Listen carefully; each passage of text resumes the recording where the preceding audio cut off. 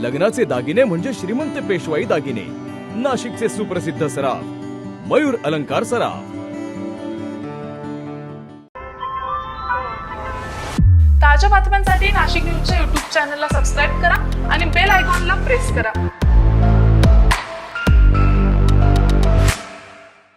नाशिक महापालिका निवडणुकीच्या पार्श्वभूमीवर भाजपच्या नेत्या देवयानी फरांदे यांनी मतदानाचा हक्क बजावला असून त्यांनी स्पष्ट शब्दामध्ये सांगितलंय की नाशिक महापालिकेत यंदा भाजपचाच महापौर निश्चितपणे विराजमान होणार आहे। यावेळी फरांदे यांनी बोलताना सांगितलंय, नाशिक महापालिकेत भाजपचाच महापौर बसेल याबाबत आम्हाला पूर्ण खात्री आहे। मुख्यमंत्री देवेंद्र फडणवीस यांच्या नेतृत्वावर नाशिककरांचा विश्वास आहे। शहराला मोठ्या प्रमाणात निधी मिळतोय आणि विकास वेगानं सुरू आहे, त्यामुळे भाजपला जवळपास 90 जागा मिळतील। मात्र मतदान यंत्रांमध्ये जे काही बिघाड झाले त्याकडे निवडणूक आयोगानं लक्ष द्यायला हवं। यावेळी त्यांनी माध्यमांना आपली प्रतिक्रिया दिली आहे, पाहूयात। भारतीय जनता पार्टीचा महापौर निश्चित महानगरपालिकेमध्ये बसणार। येणारं सिंहस्थ आणि त्याचं उत्तम नियोजन हे भारतीय जनता पार्टी आदरणीय देवेंद्र फडणवीस यांच्या नेतृत्वाखाली करू शकतं, हे नाशिककरांना निश्चित माहिती आहे।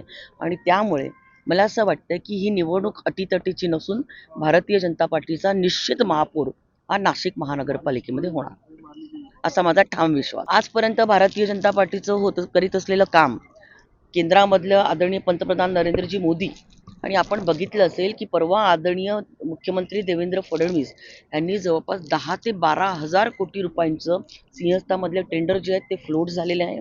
नाशिकची कनेक्टिव्हिटी सर्व राज्यांशी वाढवण्यात आलेली आहे। एअरपोर्टच्या टर्मिनलचं विकासाचं काम हाती घेण्यात आलेलं आहे। सगळा आउटर रिंग रोड जो आहे हे तर गेम चेंजर नाशिकच्यासाठी राहणार आहे। सुरत चेन्नई हायवेचं काम जोरात चालू आहे। नाशिक पुणे रेल्वेचं काम अतिशय वेगाने हाताळण्यात येत आहे आणि या सगळ्या फॅक्टरच्यामुळे नाशिकच्याकडे एक चांगल्या पद्धतीने एक ब्रॉड विजन ठेवून आदरणीय मुख्यमंत्री नाशिकच्याकडे बघत आहेत आणि निश्चित नाशिककर या सगळ्या गोष्टींचा विकासाचा विचार करून आणि येणाऱ्या सिंहस्थाचा विचार करून भारतीय जनता पार्टीलाच मतदान। काही ठिकाणी मतदान यंत्रांमध्ये बिघाड आहे हे निश्चित आहे, लक्षात येत आहे, परंतु ते देखील तातडीने बदलण्यात येत आहेत।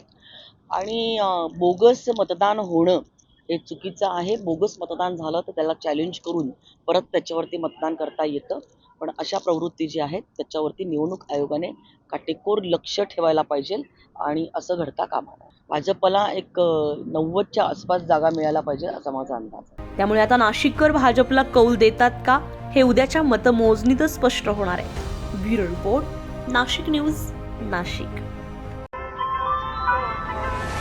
ताज्या बातम्यांसाठी नाशिक न्यूजच्या YouTube चॅनलला सबस्क्राईब करा आणि बेल आयकॉनला प्रेस करा।